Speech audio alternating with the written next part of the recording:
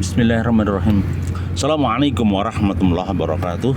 Kami dalam OTW di Kemusu ya. Di sekitar perjalanan memang suasana pedesaan. Tetapi melihat jalannya sudah rabat beton ya.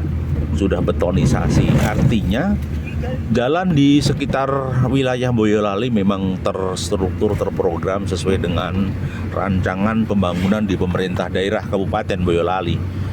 Yang pasti jalan antar desa, jalan antar kecamatan sudah mulai tertata dengan rapi, dengan keras. Betonisasi pengerasan jalan menjadi bagian infrastruktur daerah ya, menjadi bagian infrastruktur daerah.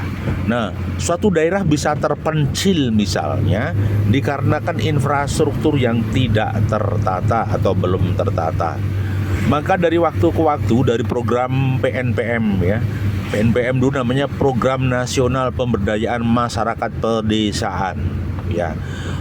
Zaman presiden yang lalu itu program sangat luar biasa dan intens.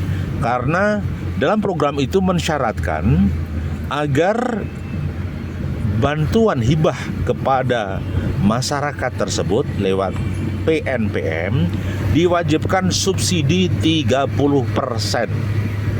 Ya, 30%. Jadi ketika dapat bantuan 100 juta misalnya, masyarakat harus menyediakan subsidi 30 juta. Bisa dihitung dari tenaga, bisa barang, bisa yang lain. Nah, sehingga waktu itu PNPM berjalan luar biasa. Dari dana yang digulirkan, misalnya sekian miliar, 2 miliar, 1 miliar, ya sekitar 1 miliar di tingkat kecamatan. Itu dana diadu dalam konsep pembangunannya, ya. Waktu itu lewat RPJMDes, RPJMkel waktu itu. Nah, yang terjadi ketika ada rapat, ada musrenbang, ada macam-macam itu diadu. Di sana kemudian skala prioritas. Nah, dari dana tersebut diambil sekitar 25% untuk pemberdayaan, namanya UPK, unit pengelolaan kecil ya di tingkat kecamatan, unit pelaksana kegiatan. Dulu ada namanya SPP, simpan pinjam untuk kelompok perempuan. Nah, dana tersebut dipergulirkan dengan sistem pembiayaan bergulir tanpa agunan.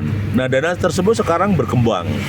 Hampir setiap kecamatan dana itu ada yang berkembang 3 miliar, 5 miliar, luar biasa.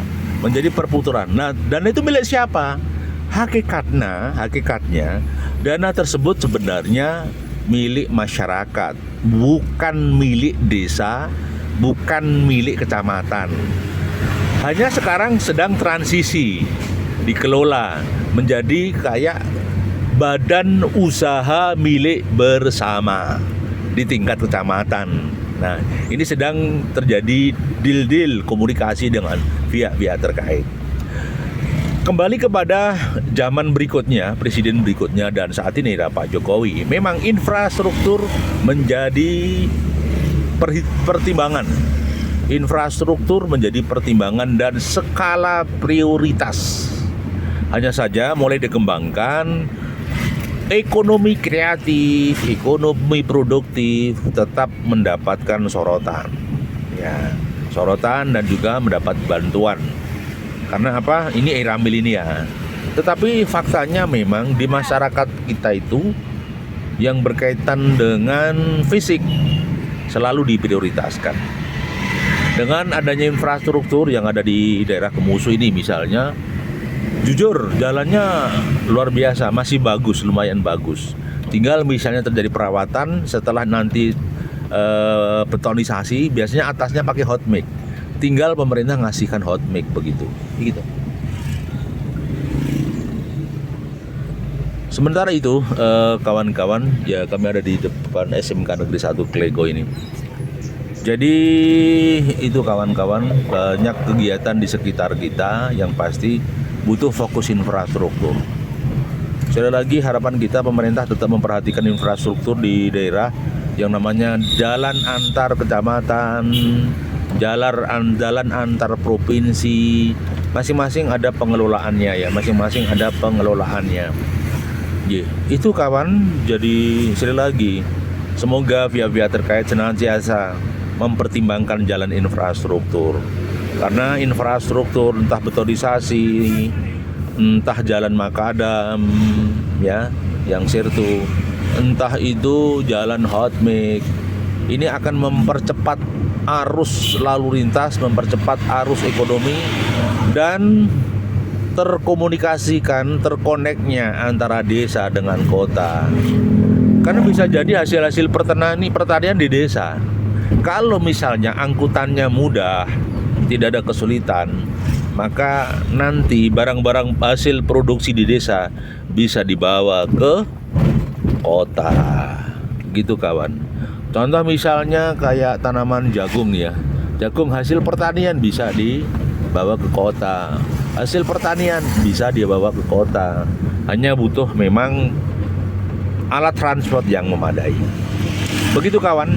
Bagaimana problema di desa? Memang problema di desa ekonominya murah, sarana produksinya murah.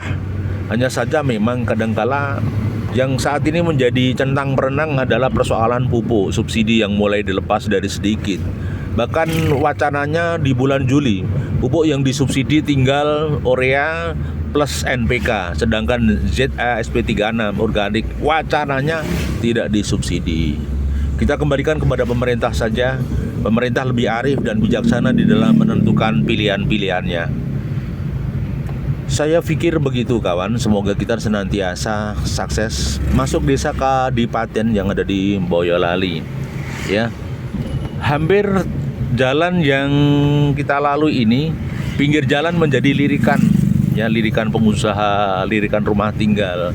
Bahkan kecenderungannya, pola mindsetnya bagaimana membuat rumah di pinggir jalan ini juga berfungsi menjadi tempat bisnis ya. Jadi semacam ruko. Jadi kadang juga mereka investasi untuk dikontrakkan. Ya, hampir semua ya tempat yang ada di pinggir jalan itu multifungsi. Bisa menjadi multi rumah tinggal, bisa menjadi multi produksi dan multi bisnis.